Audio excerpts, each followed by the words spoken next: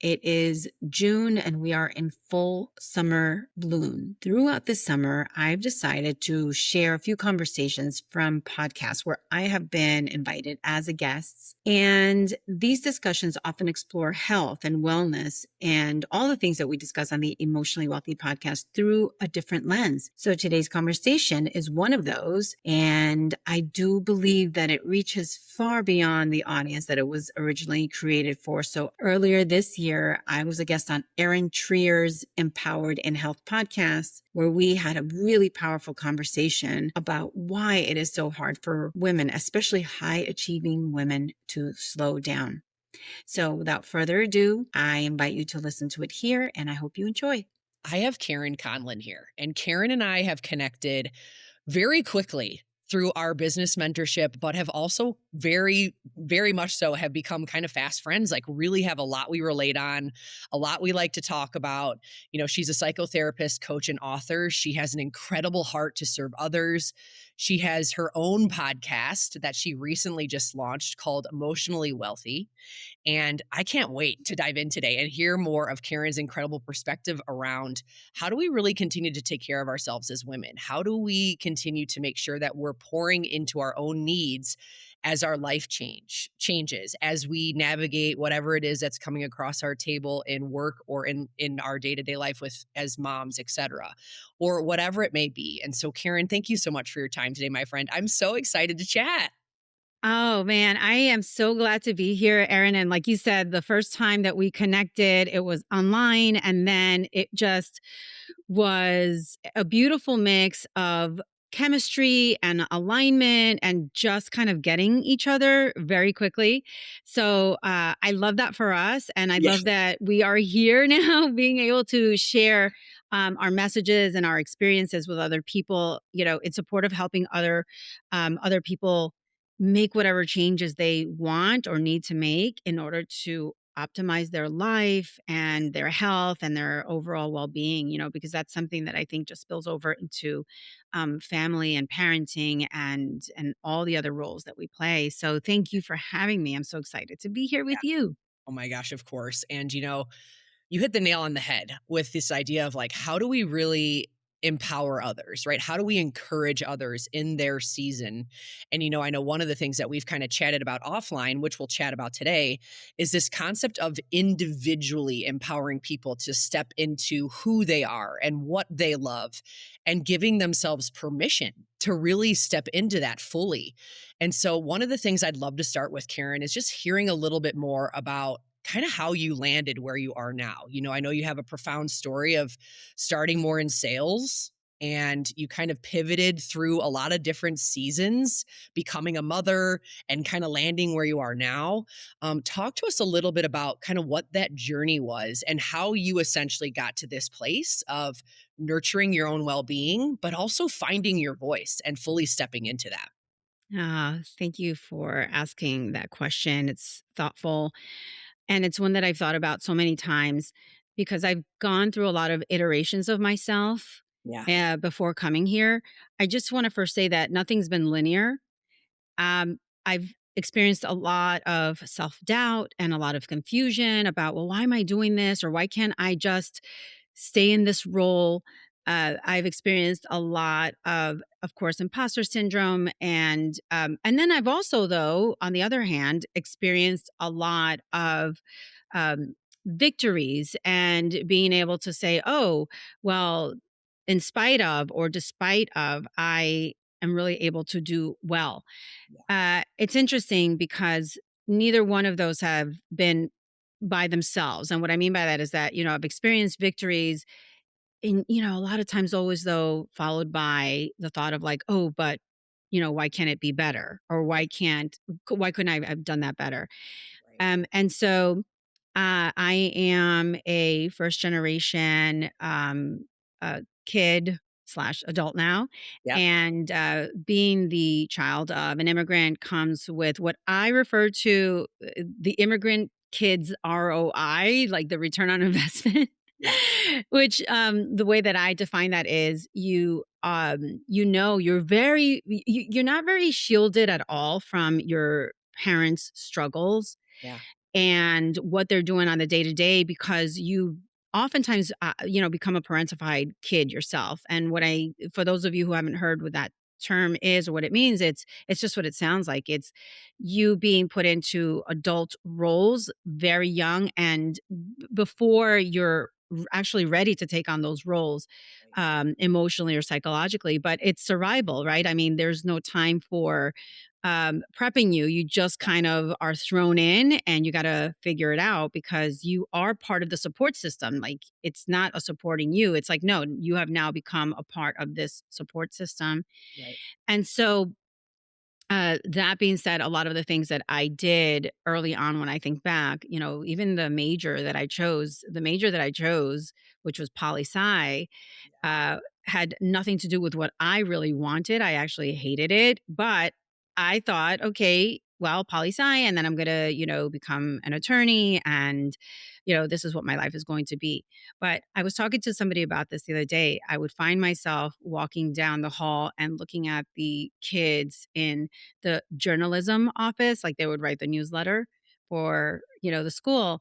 And I remember really feeling jealous, because that's what I wanted to do. I wanted to do research, and I wanted to interview people. I had these dreams of Yeah. kind of doing what I'm doing now a little bit, right? In this podcast, which is kind of funny. Yeah. But I really spent the first entirety of my life trying really hard to fulfill my mom's dream of, making a name for myself and making money and all these things that made it worthy for me to Yeah. be around. At least that's the way that I saw it. Yeah. And then at the same time, there was always this little knock, right? There was always this little sort of nudge about, like, well, wait, what about me? What about me? This other side of me, this creative side, the side that really wanted to connect with people. Right. And it wasn't until I had my daughter, to be honest with you. I have one daughter, and I had her at 37. And it wasn't until she came about, to be honest with you, that I don't know, it was something about being mama bear or whatever, but Yeah. I really leaned into boundaries and saying no to people, and saying, no, this is not allowed. Interestingly enough, it wasn't about me or for me still, Yeah. but it was the very first tinge of courageousness, I guess, Yeah. that I had to speak up. So Right. it wasn't, of course, until later that I decided, oh, okay, well, because of her, I wanted to change my career and, to work less hours or work different hours. Yeah. But that was really, going to motherhood for me was really, really the catalyst Yeah. to leaning into, wait a minute, do I have feelings about this? I think I have some feelings about this. Yeah. Oh my gosh. So, yeah, so that I mean, in very general terms, what were the big factors and the big things that I can pinpoint out without getting into all the nitty-gritty. Yeah. Those are the big milestones in my life that really led me to where I am today.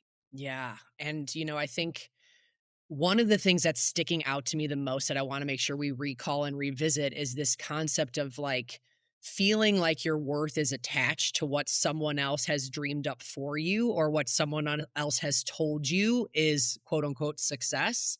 Yeah. And I know for me, like I can wholeheartedly relate to that. And I know women can really relate to that kind of narrative that we've adopted in some way or that we've heard in some way.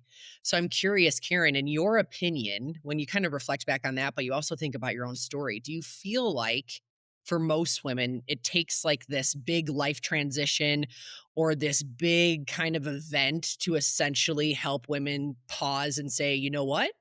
Actually, I have a voice or I have an opinion or I need to step fully into something. Like in your mind, do you feel like that is a necessity to happen or what would you say to that? I don't think that it's a necessity. However, I do find that, because in general, I don't want to speak for everyone, but in general, we are so socialized and conditioned Yeah. to rationalize things and justify behaviors and say, well, that's just how they are, or, this is just how things are. And on some level, it leaves us feeling a bit like we don't have that much power to change things. I think that there's this compounding or this like accumulation of things that happen. And then I think the actual manifestation of whoa, that moment that we need to change, I think is really subjective. It's very personal to every person. Yeah. I definitely have worked with people, clients who it's been like little steps of noticing, Yeah. and then other people, like with myself, it's having these very big life milestones that happen. Yeah. I think the biggest difference, though, that I have seen between that person where it happens gradually versus someone like me where it happens with like the one like big thing is that I find that the people where it happens gradually, for whatever reason, their environment, their job, their family situation, whatever it is, they have the space or they've allowed themselves the space to take notice, Yeah. right? Either there's a person in their lives that allows them that, gives them permission, or they have removed themselves from a situation or a person, right? So I think that that's the biggest difference that I've seen is that those sets of people that come to it little by little Yeah. have somehow afforded themselves or been able to have the space. Yeah. Someone like me hasn't had that. Someone like me is just like go, go, go, go, go, go. Yep. And it takes something big to kind of stop you in your tracks. Yeah. And sometimes it's not for me, it happens to be having a kid. I was having illness. I was having inflammation. I had all kinds of other things going on, but those things were not enough to stop me in my track. For some people, it is a chronic illness. For Yeah. some other people, it's like loss of a job Yeah. or something really important. So, yeah, so I don't think there's one big thing, but I do think that everybody has their own really personal journey Yeah. and their environment and the people are surrounded by there's like so many factors that I think contribute to how Yeah. people get to where they are, to that point of self-awareness. Yeah. That is so good. Like, I love how you talked about essentially the different tracks. Yeah. How some people kind of have this slow uncovering because they have a little bit more margin or space to kind of recognize it along the way. Yeah. And others are kind of so buried in the day to day, the stress, the exhaustion, the whatever, that it kind of takes this massive event to be Yeah. a little bit of a wake up call. I know for me, in different seasons, it was different. I had seasons where it was a massive event, and I've had seasons where it's been kind of a slow uncovering because I learned along Yeah. the way in the past, like, okay, if I function like that and don't give myself enough space to start to recognize some of the hidden things that I'm experiencing, like I'm gonna miss a lot of actually enjoying the life that I'm trying to build or enjoying the family that we've worked so hard to create or whatever, fill in the blank, right?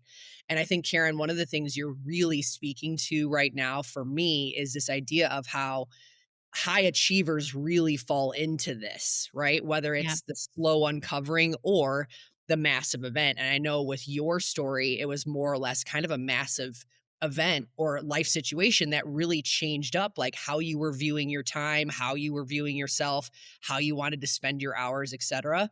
And so my next question for you is kind of around this idea of speaking to the high achiever, right? Someone who's listening to this absolutely relates to this idea of, maybe they feel exhausted, maybe they feel overwhelmed, maybe they feel so fatigued that they don't know what to do, like they don't know how to get out of it. And it's essentially this idea of like, how do we help women understand, like, if you're in those seasons and if you're feeling like that, and you're high achieving, et cetera, like how do you start to get out of this idea of feeling like being more and more productive is the only way to be successful or be worthy or whatever, and instead replacing it with, I have to back up here and understand what my individual mental and emotional needs are, right? I have to find a way to slow down so I can get in tune with what it is that fills my cup so I can actually show up for my life. And I think that's a very common thing that women go through. Like, they almost get Yeah. so buried, they don't know how to pause. Yeah. So for the high achieving woman that's listening to this that maybe feels that battle, what would you say to her? How would you coach her or help her? So the first thing that I want to actually say is going back to something you said a minute ago about having moments where you are taking notice, right? Like you said, you had moments of taking notice. I've had those moments too. Yeah. But for the person who is like me, you have these moments and then there's this anxiety around like slowing down or Yep. stopping. Yep. And so I think that that is one of the things that I think a lot of high achievers experience is that you do have these moments because your body tells you, Yeah. or your situation, or maybe you become super irritable, right, with your family or your kids or whatever it is. So there are things that are pointing to the fact that something's not working anymore or the way that you are functioning is not serving you Yep. anymore. Yep. And so you have these moments of, I don't know, reflection and just like lucidity to a certain degree. But then the thought of, oh my gosh, but if I slow down, that's really scary. Yeah. I personally found it to be a very scary place to be. So I Yes. didn't allow myself to be in those spaces for very long because the other side of that coin is okay, so what if I stop for a moment? Well, what do I do with that? Yeah. Right. So part of it is I think that people have fears around slowing down and allowing their minds to slow down because, well, what do I do with that? Because Yeah. there's a question or a fear around not knowing what to do. And actually, when you don't have the tools or the strategies, sometimes what happens is that that then opens up your mind to like, okay, then I really need to go into high gear Yeah. because Yes. the fact that I'm pausing, this isn't good. This means that I'm not doing enough. And so we're telling ourselves these stories about the bad thing about stopping, the bad thing about pausing, and about what this says to us or what it says about us. Yeah. So I think one of the things that we need to do is start to build tolerance, Yeah. right? When I am working with people, I talk to them about building tolerance around the discomfort. Yes. We are so avoidant of discomfort, and discomfort is a signal Yeah. that something is changing or that something needs to change, right? Just like people oftentimes are afraid of becoming angry, Yeah. right? Well, anger on some level is a message or a signal that something feels unfair or something doesn't feel right or maybe something hurts, right? So these are signals. That's how I refer to emotions. They're signals, but oftentimes we don't allow ourselves, or maybe we weren't allowed the space Yeah. in our environment growing up to allow ourselves to feel these things, either because it wasn't tolerated or because that we were told to do too much, or in this house we only accept happy thoughts, Yeah. Yep. right? Whatever it might be. Yep. And so we learn that there are things that are not allowed. And so imagine if you are constantly in a space where you're only allowed to come up to here, but past this point, we don't go there. Well, what starts happening? You don't know what's on the other side. Yep. There's a fear of the unknown. You, on some level, feel like you can't handle it if you go there. And I think this is what happens subconsciously, that we start feeling like we can't handle it if we allow ourselves to go there. So that's the first thing that I really like to start working with is meeting people where they're at Yeah. and acknowledging that, hey, this has worked for you. This is okay. There's nothing wrong with what you're doing up to now because it has worked for you. Right. Yeah. So I want to honor that and say, Yeah. there's nothing wrong with you. Right. Right. Like this is exactly what you've been doing. It's worked for you. Yeah. But tell me now what is starting to feel uncomfortable about it. Yep. Right. So I want them to tell me. I want them to tell me and fill in the blanks. And then the next step is working around tolerance. And it Yes. could be very small steps. I'm just thinking about somebody in particular who had a lot of anxiety around text. And this person's anxiety was around not responding right away because there was a fear that if they didn't respond right away, that their friends would be very upset or family so we explore that. Now, this is not in the coaching realm. This is in the therapy realm, which is very Right. different. But in the therapy space, we explored that and we talked behaviorally about some things that they could do. Yep. Like, for example, how about you set a timer for 5 minutes? or Yeah. 10 minutes, and then give yourself some time to respond. Yeah. Why is that important? Because there's a part of our brain called the amygdala. There's a little alarm system. And the responsibility of the alarm system is to let us know that we're in danger or whatever. Well, it's not always accurate. Yeah. Doesn't Yep. always assess things accurately. So Right. I explain this. I give this education around why they're doing what they're doing. And what we're trying to do is teach that part of your brain that, oh, there's no danger in this. There's no actual urgency. And Yes. so we wanna teach you to sit with the discomfort and become comfortable with the distress tolerance. We want you to increase your distress tolerance by Yeah. allowing yourself to be uncomfortable for a little bit longer, Yeah. right? And while you're doing that, and we're teaching your brain, your alarm system to calm down, now we're gonna integrate some, because that's the behavioral piece, right? Now we're gonna integrate some thoughts, right? Right. Like, so what would really happen if you didn't respond? Is Yeah. this friend really going to be so upset? Has that happened before where you haven't been able to respond? Are they still here? Right? Yes. And so helping people integrate both behavioral strategies and cognitive strategies that are going to help them change their stories. But it's a slow process. It's not a quick process because remember, we're working with various things. We're working with behavior that has served you in the past. We're working Right. with your brain. And then one of the other things that, if again, we were in the therapy space versus the coaching space, that I would have explored and have explored is, so tell me where you learned that. Yeah. Let's talk about where Yeah. you first learned that, right? Because it's not your friend. We've seen now that it's not your friend. It's not that your friend is, um, you know, mean, or that your friend, is not tolerant of you, right? Not responding right away. Yeah. Tell me where you first experienced or witnessed that lack of intolerance or that need, that urgency to respond right away. Right. Yeah. So first we start with, or I start with, um, the skills, teaching them some skills to help them in the here and now. And once there's been a little bit of mastery with that and they can see that they do it, then we start going a little bit back to where it started so that we can see when these triggers come up in the present, they can recognize them. Yes. Oh my gosh, So, Karen, so many powerful things to unpack there, my friend. And the thing that I appreciate the most is kind of twofold. The first is when you talked about meeting people where they're at, right? Validating their experience, talking about, everything that they've managed to figure out up until this point and like encouraging them to know like you're doing the best you can. yeah, And that matters, right? We don't like, throw away or shame in any way, like anything that you've tried to build skill wise. And I think women need to hear that over and over and over because so often in the overall wellness conversation for yeah, women, there's all of this internalizing we do, right? About the habits that 100%. we've picked up, about the routines that we've leaned on, about the people that we've listened to that maybe haven't led us well, or whatever it is, right?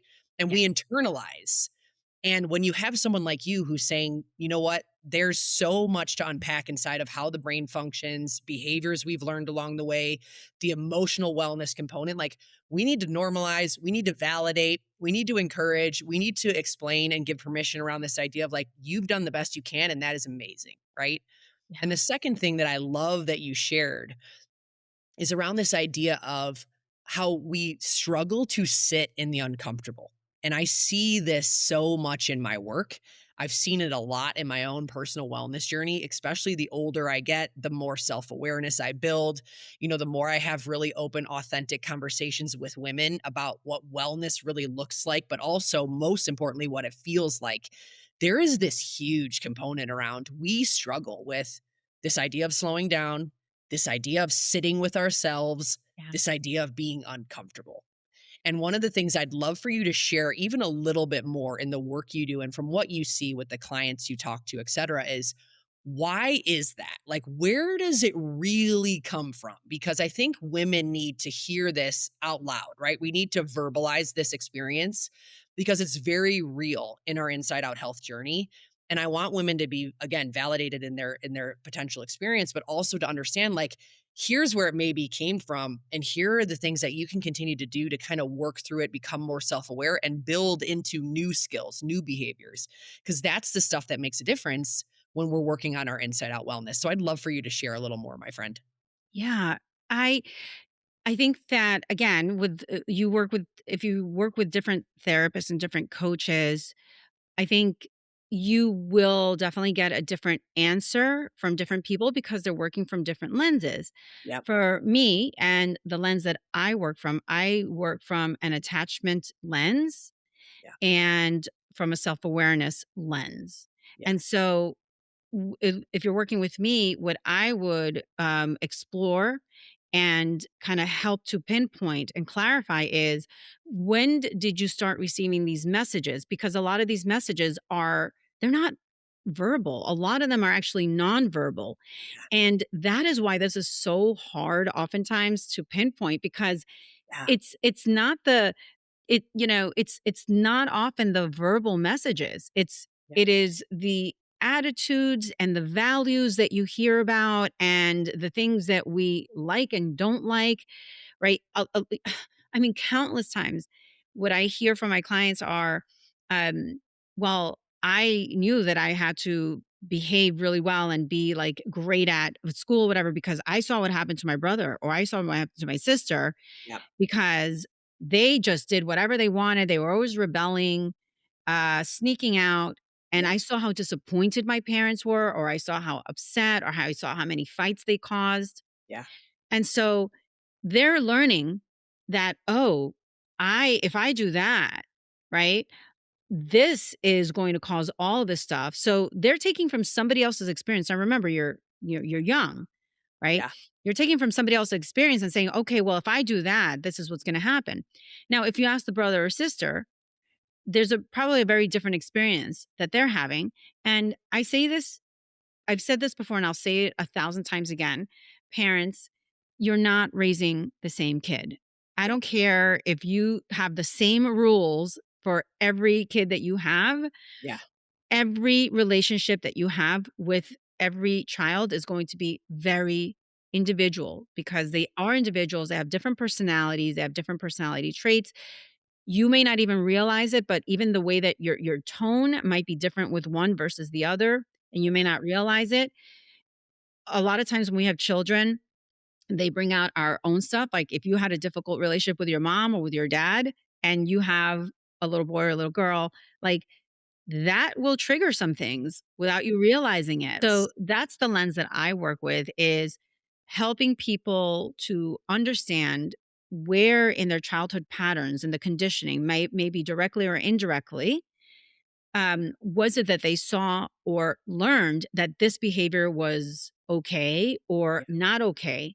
And when I say nonverbal, I always use this example of um for example, if if you are at work and your manager or your boss responds to you in a certain way or with a certain look and you start spiraling and you don't know why, but you just start spiraling, one of the things that we might explore is, well, what is it about that look? What does it remind you of? And we might find that, mom or dad when they were young never yelled, but man, if they gave you that look or that quietness or if they retreated, Yeah.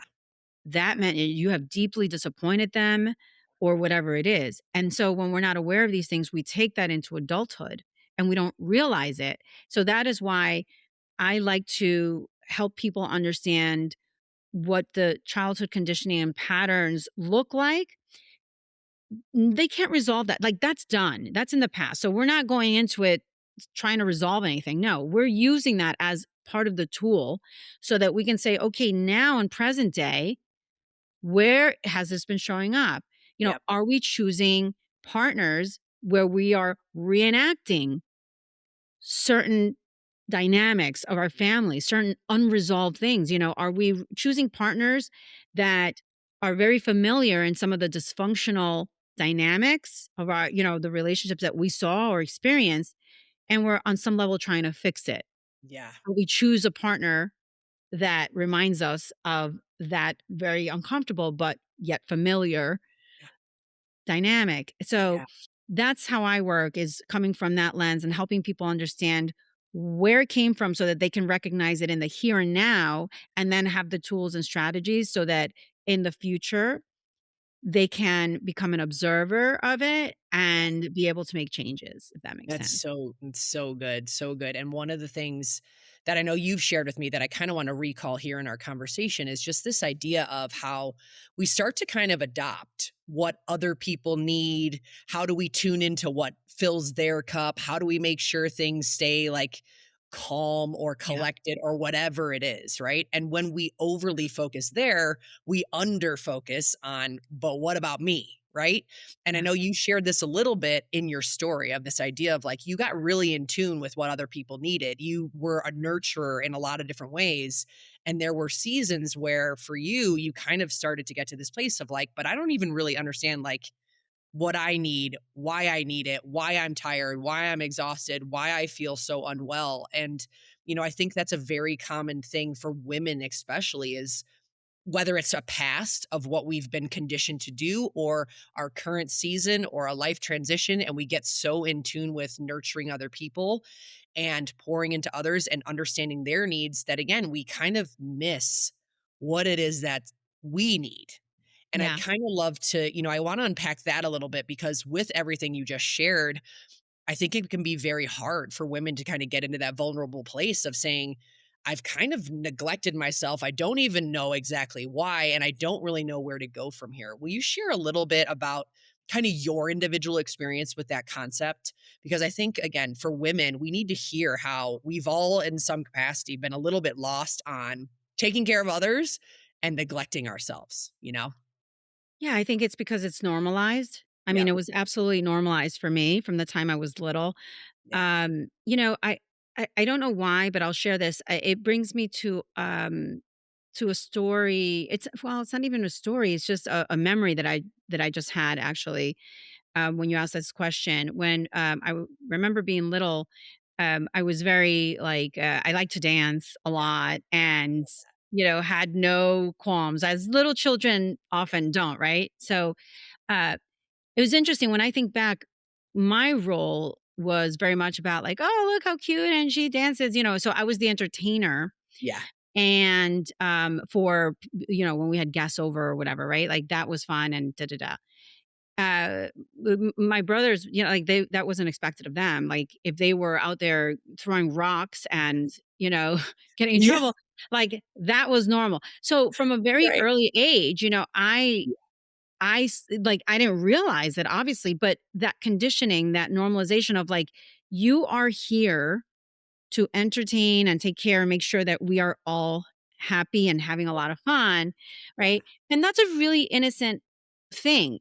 Again, this is why I'm saying like this is nothing to do with like, oh, parents are bad or parents are good. No, this is not a judgment thing. This is something that happens so invisibly and so many times not even on purpose. But if you can just imagine right now that scenario of like, oh, this was my role. I listen, it became very clear to me very easily that my role is to make sure that people are happy and pleased and, "Oh, you're so funny," and, like, "How cute," and, "Look at the dancing," da, da, da. yeah, And it was also very clear that, my brothers didn't have to show up for a minute. They could be outside playing, like, it was not there was a very clear difference. yeah, And so, the expectations became very clear very early on, yeah, and those were all nonverbal messages. So yeah, that was my point in saying that before, is that you have all of these nonverbal messages. So yeah, there is there's these gender roles, there's also societal roles. I think it's really important to mention culture because yeah, culturally uh, there are cultures where this is just the way it is, yeah, and it's in some cases it's considered offensive or inappropriate yeah, to challenge that. So I do think it's really important for us to be mindful of that and to be respectful yeah, of the fact that culturally, as a woman, you may be limited, maybe in what you feel it can do without risking rejection or abandonment, because that's a yeah, real fear. It's a real thing. yeah, That being said, what I would say is, um, are there other areas? Where are other areas that we can find that we can lean in more to being ourselves? yeah, Um, I just went to the most amazing little dinner this weekend with a few friends of mine. Yeah, A friend of mine hosted a girls' night out dinner at yeah, her house, so and fun. we had all of these different women. It was like 10 of us with like different backgrounds, cultural, religious backgrounds, all these, and I know, based on a lot of the questions and a lot of discussions that we had so much fun. But, I know for a fact that there were women there that what they talked about and the things that they laughed about and the things that we, just really normalized in that space absolutely 100% would not be allowed Yeah, when they went back home or when they went back, right? So yeah, to me, that was gold. That was such gold because we were able to be in this very safe space where we all were able to laugh about things that are quote unquote not allowed, yeah, you yeah, know? yeah, Um, and it was a beautiful safe space. So things like that, are we able to find little pockets yes, of moments, times, friendships where we can allow that part of ourselves to be because we're not in silos. We're not just yeah, one person. We're deep and complex and there are many parts of us. And yes, so, and I'm not talking about compartmentalizing. I'm not saying, we only do this. We're saying, let's recognize that we are a blend of many things. yes, And if we are in a space or in a situation because of society, cultural, whatever it is, that we can't be our authentic selves all the time, yeah, like let's recognize that, right? And then let's just find these pockets of places that will allow us to fulfill those parts of us that also yeah. need to be out there. Yes, 100%. The complexity of who we are. Like, I just appreciate that you're sharing that because women need to hear this, right? One of the things that I know I experienced stepping into motherhood was this concept of like, now I'm a mom, right? And Yeah. I have to be in mom mode all the time and momming all over the place and taking care of only my kids. And, I lived in that headspace for a season and I found myself in a very dark place as I Yeah. started to come out of it, realizing like I had not done anything to really nurture who I was as a woman, care for myself enough as a wife, like get deeper in my relationship with God, like all of these things for me personally, like I just started to let go because I felt like I had to be siloed into this one role. Yeah. And I just appreciate you sharing and reminding us we are complex people with a lot of different hats that we wear, with a lot of different things that we love. Yeah. And as we grow older, evolve, change, whatever, like it's so incredibly imperative to make sure we're nurturing these pieces that make us feel alive, right? That really Yeah. help us feel like we are who we are and we should nurture that and pay attention to that and celebrate that in a lot of different ways. And I know when we first started our conversation today, that was one of the things I mentioned was having this passion to empower people Yeah. to really like live their uniqueness and embrace who they are. And so one of the things I want to transition into sharing a little bit more, Karen, is this concept of, we've talked a lot about emotional well-being. We've talked a lot about behaviors and habits and things that come up from conditioning, society, etc. And I want to kind of bridge the gap here and talk a little bit about how that plays a massive role in overall health. And I know in your story, you talked about some of the things that you started to experience in your past job and then as you became a mom and started to feel all of these different things beyond even the emotional realm, right? Like mentally you were mentally, physically you were experiencing changes. And again, this kind of goes back to this concept of living in your uniqueness and giving yourself that permission to really embrace what it is that you need and why. And so Yeah. I'd love to kind of talk a little bit more about health overall and in your work, not only your own experience, but also in your own work. Like, how do you see this emotional component also play a larger role in the bigger picture of health? And how would you kind of share, more of the patterns that you've maybe uncovered or kind of what you've personally learned along the way as far as why it all matters as far as nurturing our own, inside out health? I think people tend to separate, and I use the word compartmentalize before. Yeah. I think people tend to compartmentalize themselves in the different realms that make up who we are. Um, you know, in our work in the psychotherapy world and the social work world, we fill out something called a biopsychosocial, Yeah. right? Yeah. And a biopsychosocial is a form where we ask our patients about their biology in terms of like what's going on, illnesses, da-da-da, Yep. the psychology piece, right, which is like the mental health piece, and Yep. the social. We talk about social supports and family members and relationships. And there's a reason for that. Yeah. The biopsychosocial gives us a holistic view of all of the components, right, Yes. of the person and what's going on in their life and what are the things that might be affecting one with the other. Yeah. So when we just look at one piece and then look at the other and then look at the other and not look at things holistically, Yeah. we, in my opinion, tend to miss things. We tend to miss things where one thing could be helpful to the other. Yes. Um, I specifically am thinking about, for example, mind gut stuff, Yep. right? I worked with a lot of, in the beginning of my career, I worked with chronic illness, specifically with inflammatory bowel disease, irritable bowel syndrome, and mind gut connection. Yes. And that is where I really learned to understand the connection between our emotions and how they impact our body. Yeah.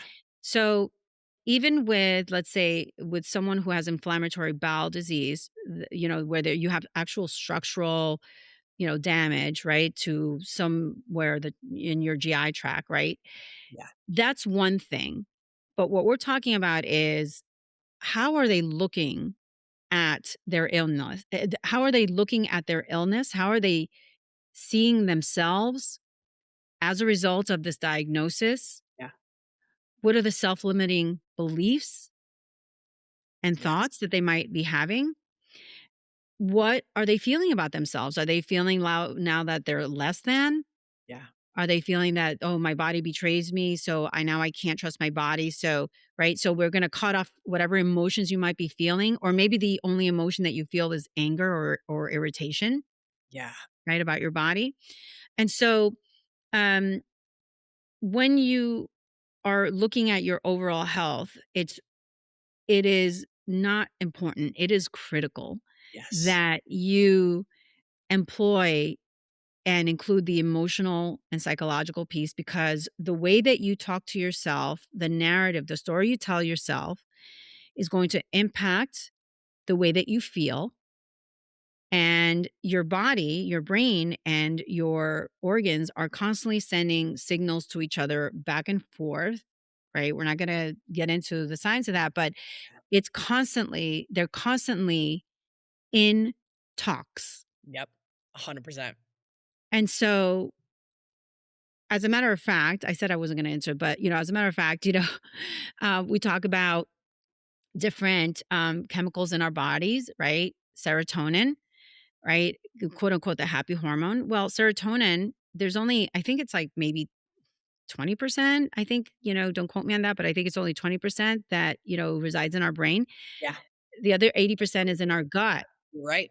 Yep. right? So if we don't have good gut health and that microbiome is, off, well, we're not going to feel great and we're going to feel irritable. We might get depressed, right? Yeah. So there are connections that are undeniable. We might refuse or not want to acknowledge them, Right. but that's not going to make that go away Right. because that is what it is. And so being able to look at the whole thing and look at the whole person with all of these areas in mind, I think is the key to overall well-being. Yeah. Because if I am feeling, and I've had this, what I'm about to talk about, like myself, when Yeah. I'm feeling incredibly fatigued because I'm having a horrible, inflammatory day, Yeah. and all I could say to myself is, what is wrong with you? Yeah. You can't, you should know better. You should be doing better. Yep. that is all I'm saying to myself, and yet my body is like, "Girl, get Yeah, over yourself." right. It's not happening today. Yeah, Well, you can't force your body to do more than it can. And so what we want to learn to say is, okay, so today's 60% is my 100%. yep, This is 100% it, right? that. And learn to acknowledge that, and also learn to, I'd say, acknowledge the feelings like, Yep, okay, I'm really upset about this. Say that. yeah, I'm pissed about this. yeah, Go ahead, say that. yeah, You will actually feel much better if you allow yourself to just name it, yeah, because it's also one day, it's tomorrow. And yep, even if you are incredibly ill and you are in a situation where this is kind of your everyday, this is where practicing gratitude comes yep, in. Because if the next day you are feeling kind of the same way, but oh, maybe you were able to get up with a little bit less pain, okay, then we can acknowledge that. And yes. that's a little better than yesterday. Yeah, I love that you shared that because I think, again, it goes back to that Yeah. internalizing that we do that we don't recognize plays a huge role in how we feel from the inside out. And this is one of the things I talk to many women about in the work I do as a functional health coach is if we're not paying attention to how we speak to ourselves, how we may or may not be beating ourselves up, what old Yeah. narratives we're carrying into our current lifestyle, our body, our brain, health goals, progress, whatever it is you want to transform or change or work towards, it's never going to add up the way you want because of that internal soundtrack.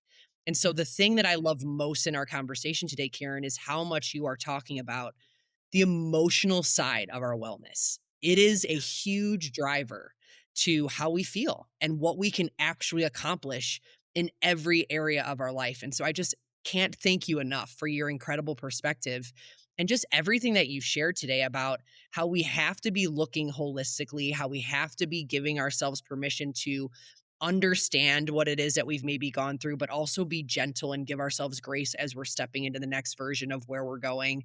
It's such a journey. And I want women to Yeah. feel empowered along that journey. So I can't thank you enough. One last question I want to ask you before we start to kind of wrap up is kind of around this idea of women that are in the 30, 40, 50, 60 range, right? We're in this midlife season.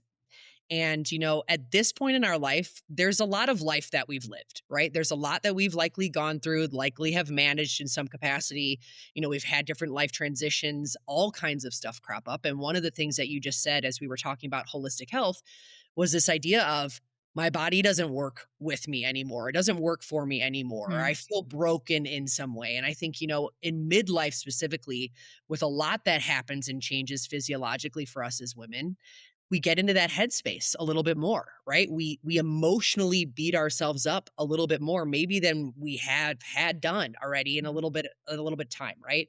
I know for me, like I got to a place where I felt pretty mentally and emotionally strong.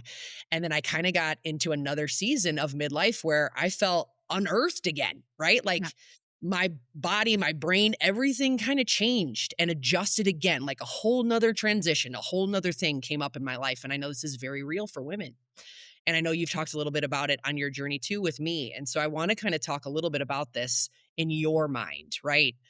For women who are experiencing kind of this new life transition, emotionally and mentally, like what are the things that we need to make sure we're really doing to ensure that we're taking care of ourselves? Well, we go through these different life stages, 30s, 40s, 50s, pre-menopause, premenopause, menopause, maybe little premenopause into menopause. We're not sure. We have to Yeah. wait. Right. And but all the while, while we're waiting for a doc to maybe give us the stamp of, yeah, this is a diagnosis, we're feeling it Yeah. all. Yep. And yes, it makes sense where you might say to yourself, my body's just like not working with me. My body's betraying me. I can't trust my body. Yep. So, to all the women listening out there who might be going through that, what I would say to you is, what if you were to take that perspective and put it aside for a second, right? And just, I'm not saying get rid of it. You can You can take it back, right? But just for a second, just put it aside and hit the reset button and say, okay, so what if I were to look at this another way and my body's trying to tell me something? Yeah. If my body, instead of me feeling like it's betraying me, what if I were to lean in and ask it, what are you trying to tell me right now? Yeah. What's going on? Right? What would it say? Yeah. See if you could see what it would say to you. Yeah. Right? So, for example, if it starts to say to you, well, I really start to struggle with my energy levels at around 3 o'clock. Yeah. And that sucks because I got to pick up the kids. Yep. That's the time when I got to pick up the kids and, have the snacks and this and that. Right. Now, I could see why you might say, seriously, this is like not the right time for you Yeah. to start breaking down on me Right. Right. because you've got stuff to do. Yeah. So, what I would say is put that aside for a second and say, you're totally right. You have things to do. But what if your body was your ally? What if instead of your enemy, your body was actually your ally and it's kind of knocking at you and saying, hey, you, I crash. I Yeah. crash around this time. I'm really feeling the effects of not sleeping well last night, Yep. or, my estrogen is low Yep. or progesterone. You may not know that, Yeah. but something's off, right? Yep. So I think that that's what I would say is to lean into that and look at the other side because you've spent a lot of energy and a lot of time already invested in thinking Yeah. that it's not working for you. So Right. I want to challenge you to do the opposite. I want to challenge you to invest a little time and energy into maybe putting it on the other side and saying, okay, well, what if you were my ally? Well, what would you be trying to tell me? Yeah. So good. And just kind of The take it from there. the reframe is Yeah. so important. So important. And I know for me, that was one of the things that I really had to start to embrace. And I've learned along the way, like the reframe of what you tell yourself mentally and emotionally as you grow older, right? It just becomes more and more important when we think about our longevity, when we think about being able to show up, when we think about whole health and wellness. The Yeah. internal soundtrack is massive. And so I just appreciate you sharing that because I think, again, women need to hear it. Yeah, and I also want to say something about permission too because that's another big one. I think that we have a lot of struggles giving ourselves permission to do anything that feels even a little selfish, Yeah. right? Even if it's not Yeah. selfish, right? So we really struggle. Um, Look, therapy is not accessible for everyone, right? You can't always find, and your insurance doesn't always cover it. And if it does, maybe you can't find a therapist that'll take it. Yep. It's getting more and more expensive, or if not, you're overwhelmed. That's the other piece, right? With a lot of these companies that are, kind of making it more commercial space, there's this overwhelm of all of these, availabilities and you don't know where to go. So Yeah. sometimes uh sometimes we need to seek out that quote unquote permission. Yeah. And by permission, I also want to clarify, it's not anybody saying, yeah, you can do this. It's literally just hearing somebody say, it is okay to feel like that. It is Yeah. okay to not like your kids today. Yep. You still love them, but it's Yes. okay that they're being little jerks and you don't like them today. That's Yep. okay. That does Yeah. not make you a bad person. It doesn't make you a bad mom. It makes you superhuman. Yes. Welcome to the club. Yeah. Yes. Oh my Right? gosh. 100%. Yes. So things like, your podcast, hopefully my podcast and other podcasts, books, articles, there is such a wealth of information that people can seek out Yeah. to find their permissions. So Yes. you don't have to be necessarily working with a therapist or with a coach if you can't afford it or if life just doesn't allow you the time. There are other ways. Allow yourself to be a little bit more flexible so that you can find that permission Yeah. in other platforms and in other ways. Yes. Because like you said, it's critical. Like, it's It is not critical. it's I not don't see this. This is a non-negotiable for me. negotiable. And I've seen it time and time again when, there's this compartmentalization of these 2 things, Yeah. and the resistance most of the time is not because I don't wanna feel it's because, "Well, I don't know what to do with this when I do." Yep. Yep. And I just wanted to call that attention because you said this is critical. And I wholeheartedly agree. When we aren't doing something in this realm of our inside out health, Yeah, it's just not, we're not going to really truly be able to feel the way, honestly, that we deserve to feel in our day yeah, to day life. And, that's what I want to empower women to understand. Like, you are not meant or called to just survive through life, to feel exhausted, to feel depleted, to not feel like grounded and fulfilled in your body. Like, that is not the way. And, really nurturing everything that Karen said today is a massive component to how you feel day in and day out. And so, Karen, I can't thank you enough. You are incredible, my friend. you're I so feel welcome. so blessed to be able to have this conversation, to normalize all of these facets to our health, to talk more about the mental and emotional side, because it is a critical piece to how we feel. And, I want that to be something that women embrace and really understand. And so, Yeah, before we officially sign off, will you quickly share how people can find you online, connect with you, learn about your work, and just kind yeah. of, to talk more if they have questions, etc. Yeah. Well, first of all, I want to say thank you again. I think you're such a powerful speaker and communicator of all this just incredible information. So I feel blessed and so grateful to, have met you and to be in your presence and to learn to listen to your podcast, and learn even more about myself and my own journey. Yeah, So that's been a wonderful blessing for me too.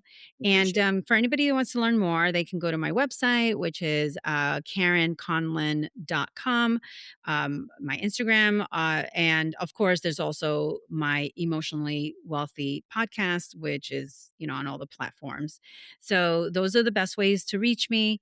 And I again, am so glad that you're doing what you're doing. It is so important. And I have learned so much from, your episode. So thank you. I appreciate that, Karen. And we will make sure everything is linked in the show notes of this podcast. So if you have questions for Karen, you want to learn more from her, head over to Emotionally Wealthy, listen to her podcast. Lots of great ways to continue the education and conversation. And Karen, I can't thank you enough for an amazing chat today, my friend. Thanks to our friends at BuzzSpear for helping with post-production and distribution.